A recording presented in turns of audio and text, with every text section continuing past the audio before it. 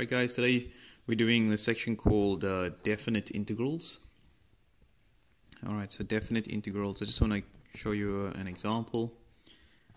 We've been doing integrals for a while now, and what we're now going to place on our integral is an x value from which the function that you are integrating begins at, and the x value at which the function ends at.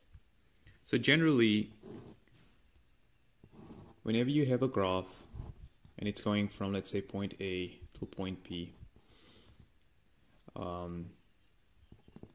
where point A is aligned with XA and point B is aligned with XB,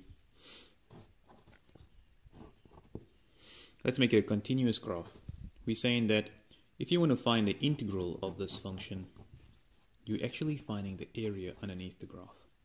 So if you find the integral of f of x with respect to x between xa and xb, you're actually finding the area underneath the graph.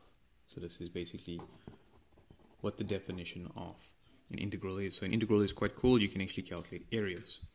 So given this function over here, we don't have a drawing of it. We are going to find the area between the x value of 1 and 2 of this function. The first step, however, is to simplify the function and distribute the x squared to each term so that we can bring it into a line. So we end up with 1, 2, x squared goes into 6x4, 6x squared. 1 divided by x2 is x to the negative 2, so you end up with x to the negative 2 dot dx. And from this now, we want to integrate this. So remember, we're going to add 1 to the power and then divide it. So we will end up with 6x cubed over 3 minus x to the negative 1 over negative 1. And this is from 1 till 2. So we keep this bracket over here to indicate the next phase, which is substitution.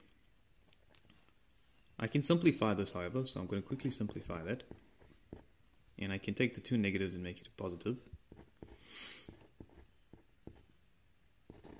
And then keep the bracket as it was.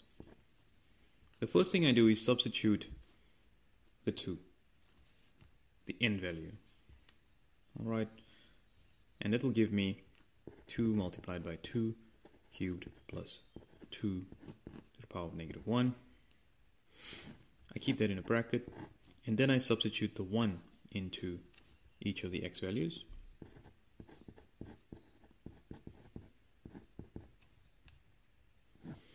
And I basically subtract it from each other. Alright, sorry, I couldn't see that. So I've now substituted, you can see 2, and I've substituted 1 in. All I need to do now is simplify this. We know 2 cubed is 8, 8 times 2 is 16, 16 plus a half is 16 and a half, minus 1 cubed is 1 times 2 is 2, 2 plus 1 to the negative 1 is going to be 1, and we know 2 plus 1 is going to be 3. So 16 and a half minus 3 will give you 13 and a half, and that is the area underneath this curve over here. This is called a definite integral, and the answer you get is the actual area. So this area over here is 13 and a half between the starting value here is 1, the ending value here is 2, and the function is 6x4 minus 1 over x squared.